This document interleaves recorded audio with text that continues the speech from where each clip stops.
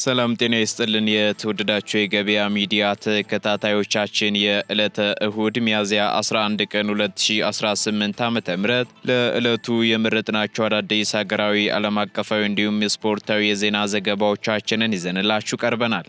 የዜና ዘገባዎቻችንን ስፖንሰር ያደረገልን አጋራችን ደግሞ የሮሃ ፎሬክስ ቢሮ ነው።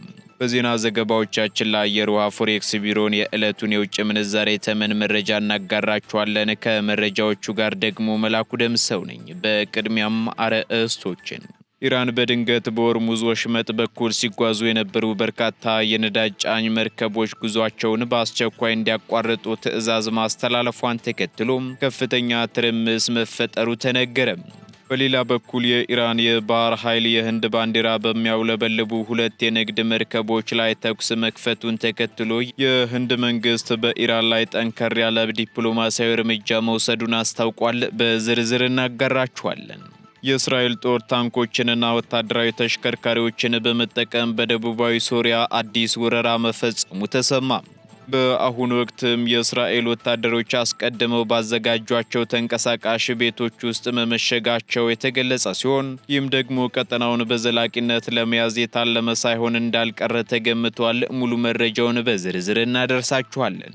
የአሜሪካው ፕሬዝዳንት ዶናልድ ትራምፕ በመካከለኛው ምስራቅ ካለው ጦርነት ጋር በተገናኘ በይፋዊ ንግግሮቻቸው ጠንካራ አቋም እያሳዩ ቢሆንም በውስጥ በኩል ግን በከፍተኛ ስጋትና ጭንቀት ውስጥ እንደሚገኙ ተነግሯል። በተጨማሪም ፕሬዝዳንቱ ደካማ ተደርጎ መታየትን እንደሚፈሩና በውጭ ዲፕሎማሲያቸው ላይ ተለዋዋጭ ውሳኔዎችን እንዳያሳልፉ እያደረጋቸው መሆኑ ተሰምቷል። በዝርዝር እናጋራችኋለን። በደቡብ ሊባኖስ የተባበሩት መንግስታት የሰላም አስከባሪ ኃይል አካል ሆኖ ግዳጁን በመወጣት ላይ የነበረ አንድ የፈረንሳይ ወታደር መገደሉን ተከትሎ በሀገሪቱ ከፍተኛ ቁጣ መቀስቀሱ ተሰማ። ጉዳዩን ተከትሎም የፈረንሳይ ፕሬዝዳንት ኢማኑኤል ማክሮን ጠንካራ መግለጫ አውጥተዋል። የምትሰሙት መረጃችን ነው። የተወደዳችሁ የገበያ ሚዲያ ተከታታዮቻችን እነዚህንና ስፖርታዊ መረጃዎችን ጨምሮ ለዕለቱ የመረጥናቸው ዜናዎችን ይዘንላችኋል። አሁን ደግሞ በዝርዝር ወደምንመለከታቸው መረጃዎቻችን እናልፋለን።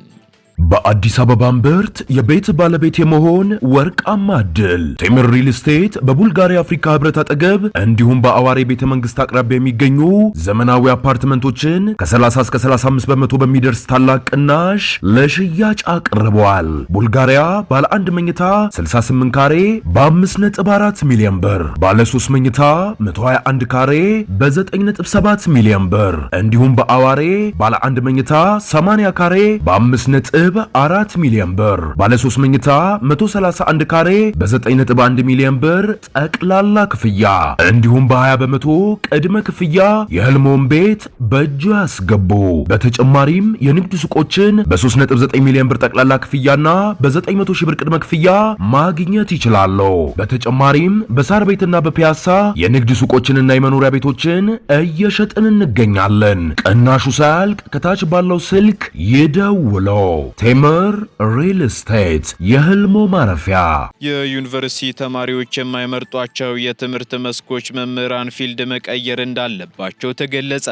የህዝብ ተወካዮች ምክር ቤት የሰው ሀብት ልማት ስራ ስምሪትና ቴክኖሎጂ ጉዳዮች ቋሚ ኮሚቴ በዩኒቨርሲቲዎች ሂሳብ፣ ሳይንስና ግብርና ትምህርቶች በተማሪዎች እየተመረጡ አለመሆኑን ጠቅሶ ችግሩን ለመፍታት ምን እየተሰራ ነው ሲል ጥያቄ ማቅረቡን ተከትሎ የዩኒቨርሲቲ ተማሪዎች የማይመርጧቸው የትምህርት መስኮች መምህራን ፊልድ መቀየር እንዳለባቸው የትምህርት ሚኒስትሩ ፕሮፌሰር ብርሃኑ ነጋ ተናግረዋል። ሚኒስትሩ አክለውን በሰጡት ምላሽ ዩኒቨርሲቲ ውስጥ ፍልስፍና፣ ታሪክ ወይንም ሌሎች የትምህርት መስኮች በተማሪዎች ካልተመረጡ መምህራኑም ስራ ወዳለበት ቦታ ሊሄዱ ይገባል ማለታቸውን ሪፖርተር ጋዜጣ አስነብቧል።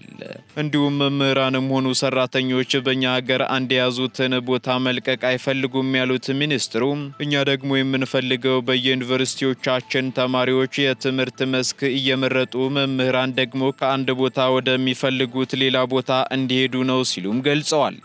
በተጨማሪም በየዩኒቨርሲቲዎች ያለምንም ምክንያት ክፍል በማይገቡ መምህራን ላይ በአዲስ አበባ ጭምር ቁጥጥር እናደርጋለን ሲሉ ተደምጠዋል። በሌላ በኩል ቋሚ ኮሚቴው ሪፖርቱን ተመልክቶ ባቀረበው ጥያቄ ከቅድመ አንደኛ ደረጃ እስከ 12ኛ ክፍል ወደ ትምህርት እንዲመጡ ታቅዶ ከነበረው አጠቃላይ የተማሪዎች ቁጥር 20 በመቶ ያህሉ የመማር ማስተማር ዕድል አለማግኘታቸውን አስታውቋል። የዩኒቨርሲቲ መምህራንን የትምህርት ደረጃቸውንና ብቃታቸውን ለማሻሻልም በምርምር በጀትና በሌሎች ጥቅማ ጥቅም እየተደገፉ ባለመሆናቸው ለሚነሱ ተደጋጋሚ ጥያቄዎች መፍትሄ ያለማግኘታቸውንም ቋሚ ኮሚቴው አክሎ ገልጿል። በተጨማሪም የውጤት ማሽቆልቆልን በተመለከተ መምህራን የሚያስተምሩትን የትምህርት ይዘት በአግባቡ የመረዳት በማስተማር ስነ ዘዴና ቴክኖሎጂ አጠቃቀም ላይ እጥረት መኖሩ ማሳያ ነው ሲልም ቋሚ ኮሚቴው አስታውቋል። በመሆኑም የሚስተዋለውን ችግር በዘላቂነት ለመፍታት የመምህራንን ብቃት በማሻሻል የትምህርት ጥራትን ለማረጋገጥ ምን እየተሰራ ነው ሲልም ጠይቋል። በዚህም የትምህርት ሚኒስትሩ ፕሮፌሰር ብርሃኑ ነጋ በሰጡት ምላሽ የመምህርነት ሙያን ተመራጭ ለማድረግ ማበረታቻ ከመስጠት ጀምሮ የተለያዩ አማራጮችን በመተግበር ብቃት ያላቸውን የማፍራት ስራ እየተከናወነ ነው ሲሉ ተናግረዋል። የከፍተኛ ትምህርት ተቋማት የጥራት መጓደል ከፍተኛ መሆኑን እና በዩኒቨርሲቲ መውጫ ፈተና ላይ የበዛ ስርቆትና የውጤት መውረድ እንደሚያጋጥምም ገልጸው ዩኒቨርሲቲዎች ይሰጡት የነበረው ምክንያት ከዚህ ቀደም ወደ ተቋማቱ የሚገቡ ተማሪዎች ደካማ ስለሆኑ የመውጫ ፈተና ውጤት መውረድ አይገርመንም የሚል እንደነበርም ተናግረዋል። ይሁን እንጂ ከ4 ዓመት በፊት በተጀመረው ጥብቅ በሆነው የ12ኛ ክፍል የፈተና አሰጣጥም አመርቂ ውጤት አምጥተው ዩኒቨርሲቲ የገቡ ተማሪዎች በዚህ ዓመት የመውጫ ፈተና ተፈትነው እንደሚወጡና የመውጫ ውጤታቸው ካላማረ ችግሩ የዩኒቨርሲቲዎች ይሆናል ሲሉም አክለዋል።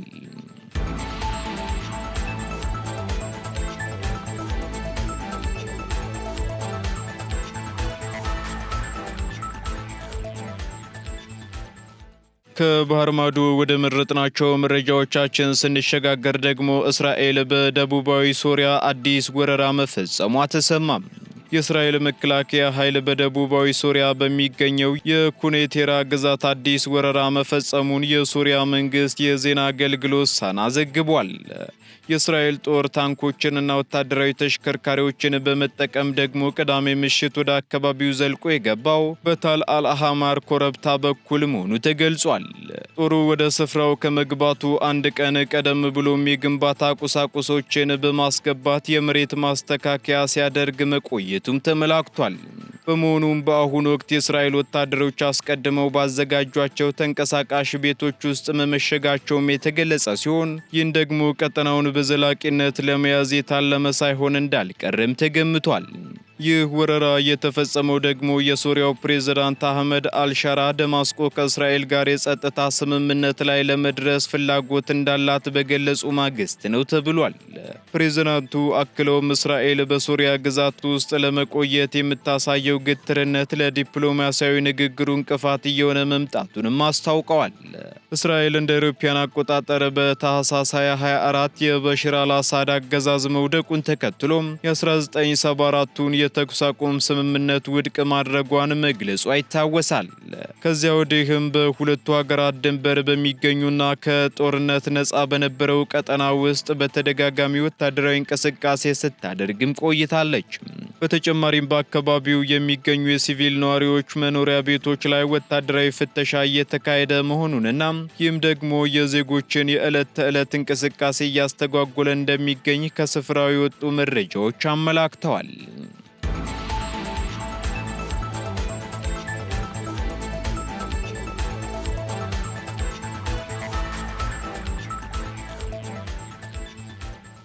ኢራን በድንገት በሆርሙዝ ወሽመጥ በኩል ሲጓዙ የነበሩ በርካታ የነዳጅ ጫኙ መርከቦች ጉዟቸውን በአስቸኳይ እንዲያቋርጡ ማስታወቋን ተከትሎ ከፍተኛ ትርምስ ተፈጠረ። በሆርሙዝ ወሽመጥ በኩል ወደ ውጪ ለመውጣት ሲጓዙ የነበሩ በርካታ የነዳጅ ጫኝ መርከቦች ጉዟቸውን በአስቸኳይ እንዲያቋርጡና እንዲመለሱ መገደዳቸውን ተከትሎ በወሳኙ የባህር መስመር ላይ ከፍተኛ ትርምስ መንገሱ ተገልጿል። ይህ ቀውስ የተከሰተው ደግሞ የኢራን ወታደራዊ አመራሮች ወሽመጡ በድጋሜ በከፍተኛ ወታደራዊ ቁጥጥር ስር እንዲውል መወሰናቸውን በይፋ ካስታወቁ በኋላ ሲሆን ይህም ደግሞ በተግባር የውሃ መስመሩን ዳግም የመዝጋት እርምጃ ተደርጎም ተወስዷል። ይህ የኢራን ወታደራዊ እርምጃም አሜሪካ እየተገበረችው ላለው የባህር ላይ እገዳ የተሰጠ ቀጥተኛ ምላሽ መሆኑም ተመላክቷል። ፕሬዚዳንት ዶናልድ ትራምፕ የኒውክሌር ጉዳይን ጨምሮ ሁሉን አቀፍ ስምምነት ላይ እስካልተደረሰ ድረስ በኢራን ወደቦችና መርከቦች ላይ የተጣለው ማዕቀብ ጸንቶ እንደሚቆይም በድጋሚ አረጋግጠዋል። ለዚህ አጸፋዊ ምላሽ ደግሞ የኢራን እስላማዊ አብዮታዊ ዘብ የአስገዳጅነት እርምጃውን ያጠናከረ ሲሆን ወሽመጡ ደግሞ ተከፍቶ በ24 ሰዓት ባልሞላ ጊዜ ውስጥ ማንኛውም መርከብ በአስቸኳይ እንዲቆም ወይንም እንዲመለስ ትዕዛዝ አስተላልፏል። የሳተላይት መረጃዎችና የባህር ላይ እንቅስቃሴ መከታተያዎች እንደሚያሳዩት የመተላለፊያ ፍቃድ ማግኘት ያልቻሉ በርካታ መርከቦች በወሽመጡ መግቢያ አካባቢ ተከማችተው ይገኛሉም ተብሏል። የዓለምን የነዳጅ አቅርቦት 1/5 የሚሸፍነው ይህ ወሳኝ የንግድ መስመር መስተጓጎሉ በዓለም አቀፍ የነዳጅ ገበያ ላይ ከፍተኛ መዋዠቅ ከመፍጠሩም በላይ የዋጋ አለመረጋጋት እንዲከሰትም አድርጓል።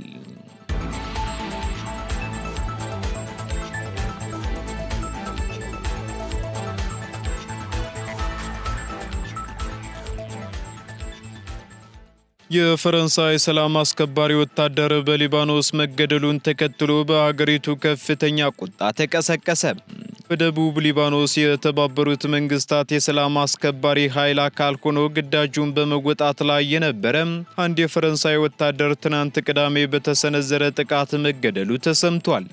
በዚህም የፈረንሳይ ፕሬዝዳንት ኢማኑኤል ማክሮን ለተፈጸመው ግድያ ታጣቂውን ቡድን ሂዝቦላህን በቀጥታ ተጠያቂ አድርገዋል። እንደ ፈረንሳይ መከላከያ ሚኒስቴር መግለጫም ግድያው የተፈጸመው ወታደሮቹ በደቡብ ሊባኖስ ካንዱሪያህ በተባለ አካባቢ ፈንጂዎችን በማጽዳት ላይ ያሉ በደረሰባቸው አድብቶ የማጥቃት እርምጃ ነው ብሏል።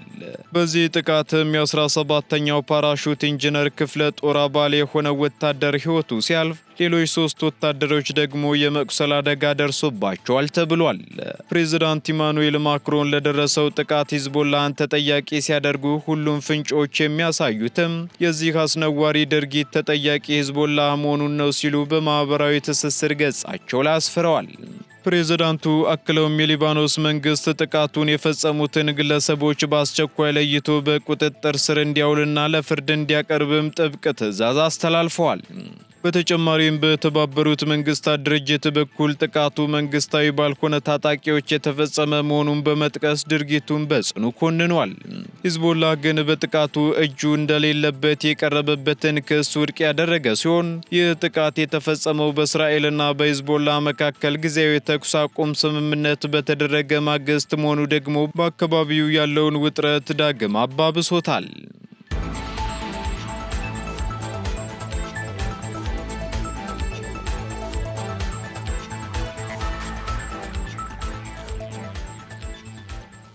ህንድ በሆርሙዝ የባህር ወሽመጥ በሁለት መርከቦቿ ላይ በተተኮሰ ጥይት ሳቢያ ጠንካራ ዲፕሎማሲያዊ እርምጃ መውሰዷን አስታወቀች። በሆርሙዝ የባህር ወሽመጥ ላይ የህንድ ባንዲራ በሚያውለበልቡ 2 የንግድ መርከቦች ላይ የኢራን የባህር ኃይል ጥይት መተኮሱን ተከትሎ የህንድ መንግስት በኢራን ላይ ጠንከር ያለ ዲፕሎማሲያዊ እርምጃ መውሰዱን አስታውቋል። የህንድ የውጭ ጉዳይ ዋና ጸሐፊ ቪክራም ሚስሪ በኒው ደልሂ የሚገኙትን የኢራን አምባሳደር ሙሐመድ ፊታሊን ጽህፈት ቤታቸው ድረስ በማስጠራት የሀገራቸውን ጥልቅ ስጋት ገልጸዋል የተባለው። በውይይቱም ወቅት ህንድ በንግድ መርከቦቿ ላይ የተፈጸመውን ጥቃት ፍጹም እንደማትቀበለውና ድርጊቱን በዓለም አቀፍ የባህር ላይ የንግድ እንቅስቃሴ ከፍተኛ ስጋት የሚፈጥር መሆኑን አሳስበዋል። የኢራን አብዮታዊ ዘብ በሁለቱ መርከቦች ላይ ተኩስ የከፈተው ደግሞ መርከቦች የባህር ወሽመጡን ለማለፍ በሚሞክሩበት ወቅት ነው ተብሏል። ምንም እንኳ በጥቃቱ በሰው ህይወት ላይ የደረሰ ጉዳት ባይኖርም ድርጊቱ በሁለቱ ሀገራት ታሪካዊ ግንኙነት ላይ ጥላ ማጠልሸቱ ተነግሯል። የህንድ መንግስት የዜጎቹንና የመርከቦቹን ደህንነት ለማስጠበቅም አስፈላጊውን እርምጃ ሁሉ እንደሚያደርግ የገለጸ ሲሆን የኢራን አምባሳደር በበኩላቸው የቀረበውን ቅሬታ ለቴህራን ባለስልጣናት እንደሚያስተላልፉ ገልጸዋል። በአካባቢው እየተባባሰ የመጣው የጂኦፖለቲካዊ ውጥረት በዓለም አቀፍ የነዳጅ አቅርቦትና በባህር ላይ ትራንስፖርት ደህንነት ተጨማሪ ስጋት መፍጠሩን ተንታኞች እየገለጹ ይገኛሉ።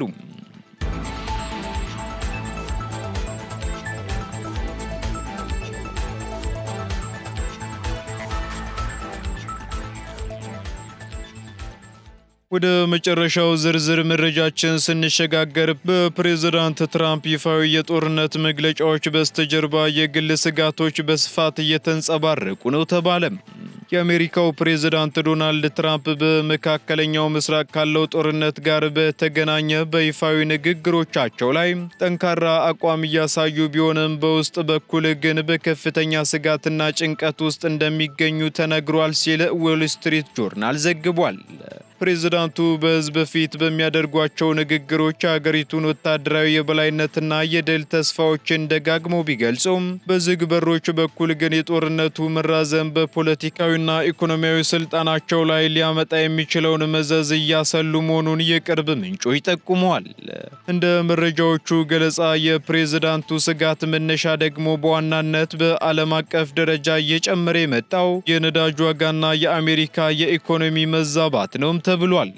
እንዲሁም ትራምፕ የጦርነቱ መቀጠል በምርጫ ወቅት የነበራቸውን የኢኮኖሚ ስኬት አደጋ ላይ ሊጥል ይችላል በሚል ስጋት ውስጥ መውደቃቸውም ተመላክቷል። በተጨማሪም ፕሬዝዳንቱ ደካማ ተደርጎ መታየትን እንደሚፈሩ የሚገልጹት የፖለቲካ ተንታኞች ይህ የስነ ልቦና ጫና በውጭ ጉዳይ ፖሊሲዎቻቸው ላይ ግልጸኝነት የጎደላቸውና ተለዋዋጭ ውሳኔዎችን እንዲያሳልፉ እያደረጋቸው መሆኑንም ገልጸዋል ሲል ዘገባው አክሏል። እንዲሁም ደግሞ በሕዝብ ዘንድ ያለው ድጋፍ መቀነስና የጦርነት ሂደት ከቁጥጥራቸው ውጭ ሊወጣ ይችላል የሚል ስጋት በትራምፕ የብረት ሰው መሰል በስተጀርባ ትልቅ የጭንቀት ጥላ ማጠልሸቱ ተዘግቧል። ለጊዜው ዋይት ሀውስ በዚህ ጉዳይ ላይ የሰጠው ይፋዊ ምላሽ ባይኖርም ፕሬዝዳንቱ ጦርነቱን በአጭር ጊዜ ውስጥ በስምምነት ለመቋጨት ያላቸውን ፍላጎት ከዚሁ ከግል ስጋታቸው ጋር የተያያዘ ስለመሆኑም እየተገለጸ ይገኛል።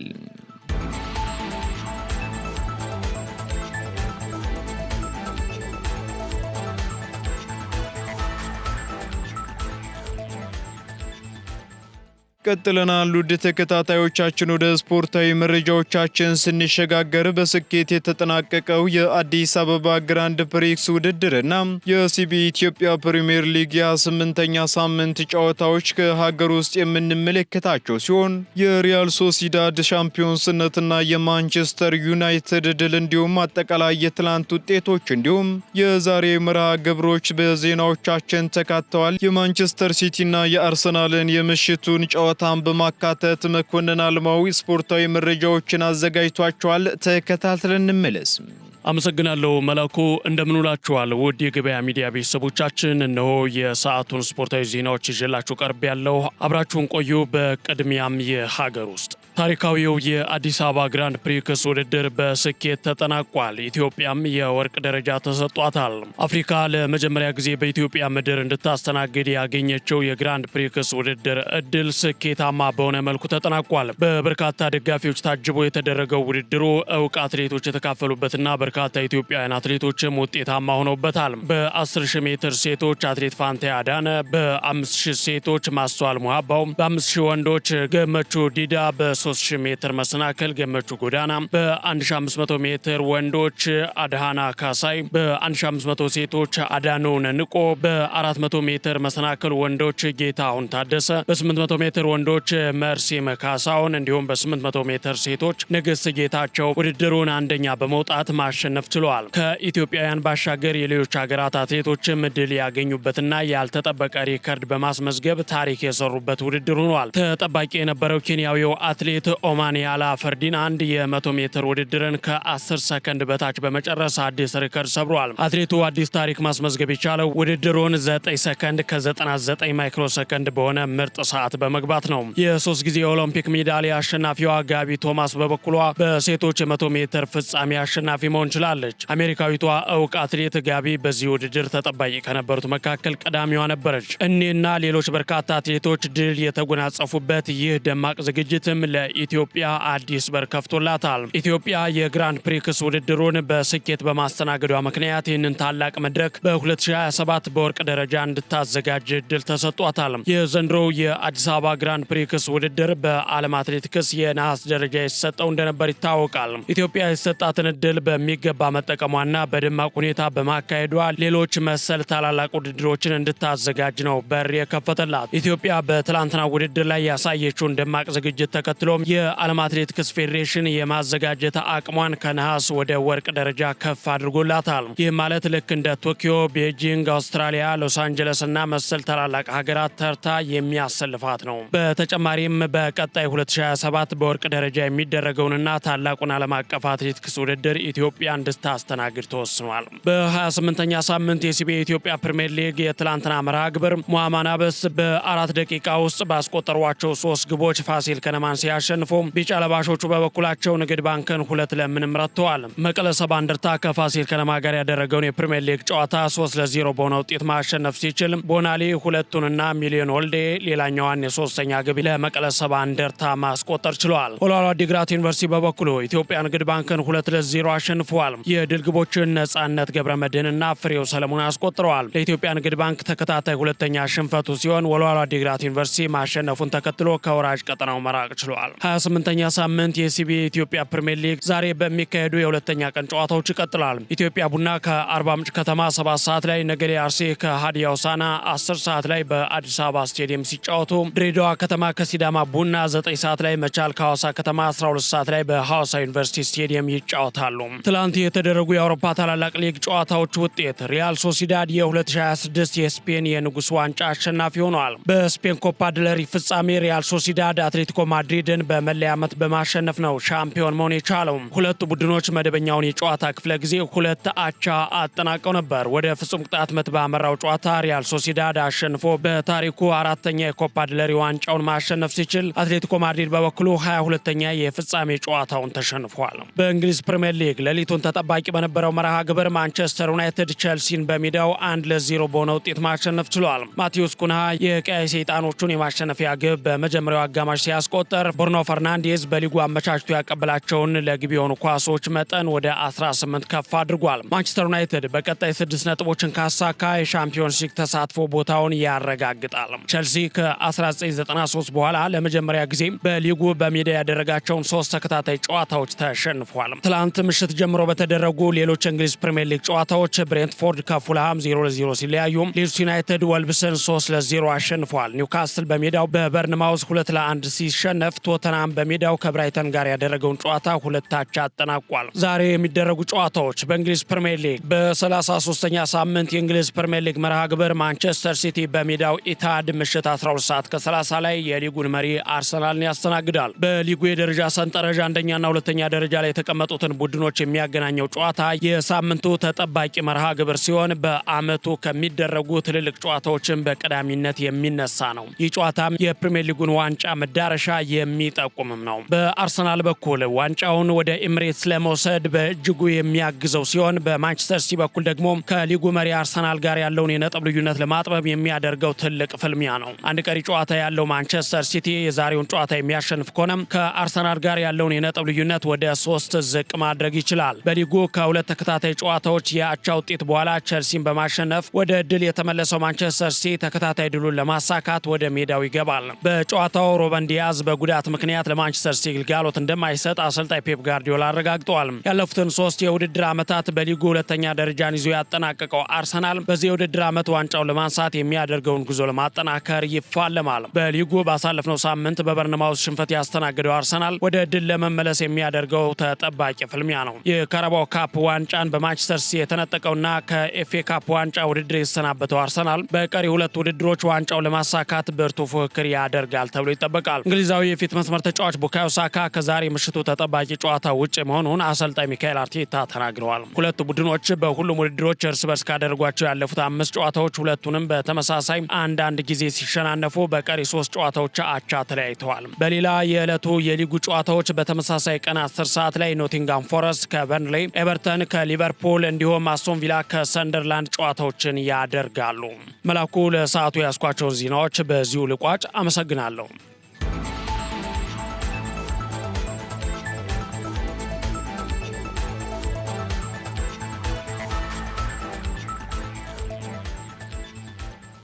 ከስፖርታዊ መረጃዎች ተመልሰናል። የተወደዳችሁ ተከታታዮቻችን፣ በመጨረሻም የሮሃ ፎሬክስ ቢሮን የዕለቱን የውጭ ምንዛሬ ተመን መረጃ እናጋራችኋለን። በዚህም አንድ የአሜሪካ ዶላር 177 ብር ከ20 ሳንቲም እየተገዛ 180 ብር ከ74 ሳንቲም እየተሸጠ ይገኛል።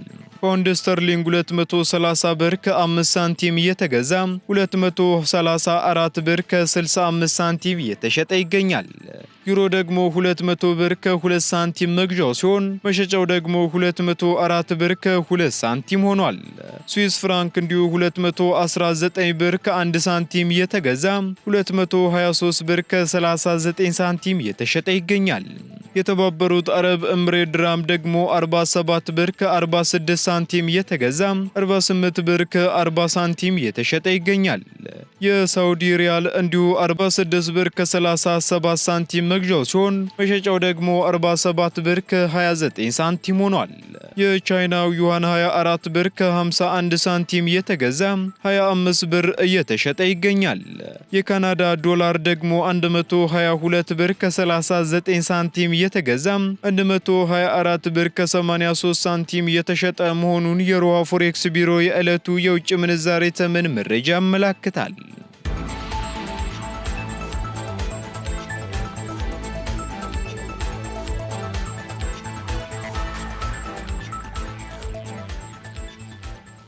የተወደዳችሁ የገበያ ሚዲያ ተከታታዮቻችን ለዕለቱ የመረጥናቸው መረጃዎቻችን እነዚሁን ይመስሉ ነበር። እንዲሁም ስፖርታዊ መረጃዎችን ጨምሮ ሌሎች አዳዲስ ኢኮኖሚያዊ፣ ማህበራዊና ፖለቲካዊ መረጃዎቻችንን ለማግኘት ታዲያም የገበያ ሚዲያን እንድትወዳጁ እንጋብዛለን። ሰናይ ጊዜን ተመኘን። በአዲስ አበባ እምብርት የቤት ባለቤት የመሆን ወርቃማ ዕድል ቴምር ሪል ስቴት በቡልጋሪያ አፍሪካ ህብረት አጠገብ እንዲሁም በአዋሬ ቤተ መንግስት አቅራቢያ የሚገኙ ዘመናዊ አፓርትመንቶችን ከ30 እስከ 35 በመቶ በሚደርስ ታላቅ ቅናሽ ለሽያጭ አቅርበዋል። ቡልጋሪያ ባለ 1 መኝታ 68 ካሬ በ5.4 ሚሊዮን ብር፣ ባለ 3 መኝታ 121 ካሬ በ9.7 ሚሊዮን ብር እንዲሁም በአዋሬ ባለ 1 መኝታ 80 ካሬ በ5 4 ሚሊዮን ብር፣ ባለ 3 መኝታ 131 ካሬ በ9.1 ሚሊዮን ብር ጠቅላላ ክፍያ እንዲሁም በ20 በመቶ ቅድመ ክፍያ የህልሞን ቤት በእጁ ያስገቡ። በተጨማሪም የንግድ ሱቆችን በ3.9 ሚሊዮን ብር ጠቅላላ ክፍያና በ900 ሺህ ብር ቅድመ ክፍያ ማግኘት ይችላሉ።